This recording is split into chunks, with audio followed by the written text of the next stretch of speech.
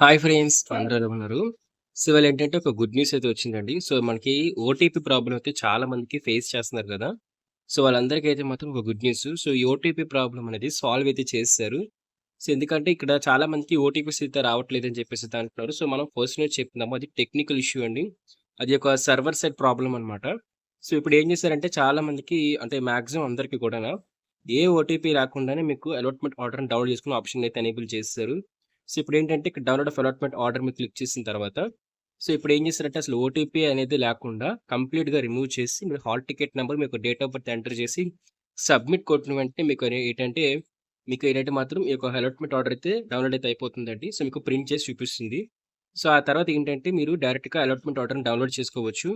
అయితే ఇక్కడ గుర్తుపెట్టుకోవాల్సింది ఏంటంటే మీరు అలాట్‌మెంట్ ఆర్డర్ రిలీజ్ అయిపోయిన తర్వాత ఖచ్చితంగా కూడా మీకు ఓటీపీ అలాట్‌మెంట్ ఆర్డర్‌లో అయితే కొన్ని ఇంపార్టెంట్ పాయింట్స్ అయితే మెన్షన్ చేశారు. సో, అవన్నీ అబ్జర్వ్ చేయండి. దీంతో పాటే మీరు ఖచ్చితంగా కూడా మీరు ఆన్‌లైన్‌లో సెల్ఫ్ రిపోర్టింగ్ అయితే చేయాలండి. ఆన్‌లైన్‌లో సెల్ఫ్ రిపోర్టింగ్ చేస్తే గాని మీకు కాలేజ్‌కైతే మాత్రం మీరు సెల్ఫ్ రిపోర్టింగ్ ఫిజికల్‌గా వెళ్లి రిపోర్ట్ చేయడానికి ఎలిజిబుల్ అయితే ఉండదు. మీరు ఆన్‌లైన్‌లో ఐ యాక్సెప్ట్ మై జాయినింగ్ అని చెప్పేసి అయితే ఉంటుంది. సో, దాని మీద క్లిక్ చేసి యాక్సెప్ట్ చేసి దానికి కూడా ఒక 3 సెట్స్ ఆఫ్ జెరాక్స్ ప్రింట్ తీసుకోవాలి. దీంతో పాటు మీరు మీ యొక్క ఫీజ్ రీయింబర్స్‌మెంట్ సంబంధించి డీటెయిల్స్ అయితే ఉంటాయండి. సెల్ఫ్ రిపోర్టింగ్ అదే సీట్ అలాట్‌మెంట్ ఆర్డర్ మీద క్లిక్ చేస్తే మీ యొక్క సీట్ అలాట్‌మెంట్ ఆర్డర్ అయితే డౌన్‌లోడ్ అయితే అయిపోతుంది. అందులో ఏంటంటే మీకు ఫీజ్ రీయింబర్స్‌మెంట్ దగ్గర tuition fees to be paid at the joining అని చెప్పైతే ఉంటుంది కదా! అక్కడ 0 అయితే రావాలి. సో, అక్కడ ఖచ్చితంగా 0 అయితే వచ్చిన వాళ్ళకి మాత్రమే ఫీజ్ రీయింబర్స్‌మెంట్ అయితే వస్తుంది. సో, పైన 0 కాదండి. సో, పైనేంటంటే మీ అమౌంట్ చూపించాలి. కిందొచ్చేసరికి 0 అని రావాలి. సో, అలా వస్తేనే మీకు ఫీజ్ రీయింబర్స్‌మెంట్‌కి మీరు ఎలిజిబుల్ అయితే అయిపోయినట్లు. సో, అది కూడా మైండ్‌లో పెట్టుకోండి ఒకసారి. సో, ఇక్కడ చూస్తారు కదా! ఇది పర్సన్ యొక్క అడ్మిషన్స్ అన్నమాట ఇది. తినకేంటంటే ఇక్కడ చూసారు కదా! 38,000 అని చెప్పేసి ఫీజ్ రీయింబర్స్‌మెంట్ అయితే వచ్చింది. కిందన 0 అయితే వచ్చింది. సో, ఈ విధంగా వస్తేనే మీకు ట్యూషన్ ఫీజ్ అనేది మీకు ఫ్రీ సీట్ అయితే వచ్చింది. మీరు ట్యూషన్ ఫీజ్ అనేది ఏం పే చేయాల్సిన అవసరం లేదు. గవర్నమెంట్ మీకు మనీ అయితే వస్తుంది.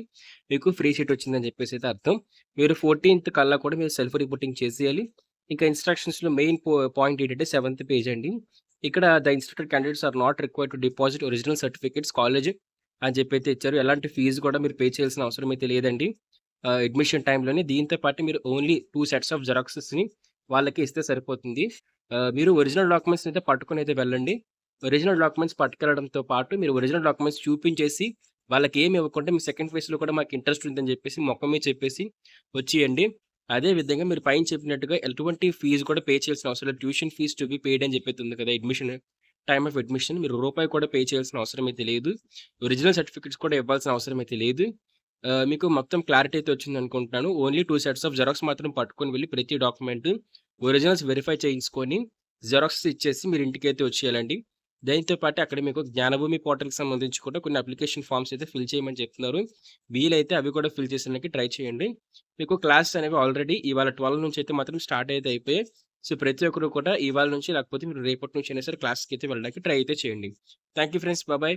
సో, ఇలాంటి మరిన్ని ఈ ఈ సెకండ్ ఫేజ్ కానివ్వండి, లేకపోతే సెలెక్ట్ డెవలప్‌మెంట్ కానివ్వండి, ఇన్ఫర్మేషన్ తెలుసుకోవాలనుకున్నట్లయితే ఖచ్చితంగా యూట్యూబ్ ఛానెల్ సబ్స్క్రైబ్ చేసుకొని బెల్ నోటిఫికేషన్ ఆల్ పెట్టుకోండి. Thank you friends. Bye.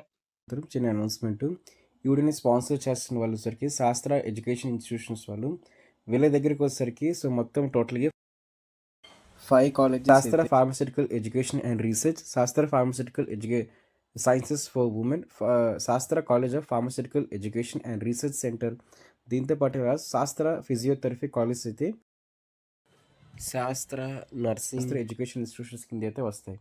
So వీటిలో వచ్చేసరికి B pharmacy, pharma D, M pharma, diploma, physiotherapy, BSc nursing ఈ కోర్సుకు సంబంధించి ఈ సీట్స్ అనేవి అవైలబుల్గా ఉన్నాయి.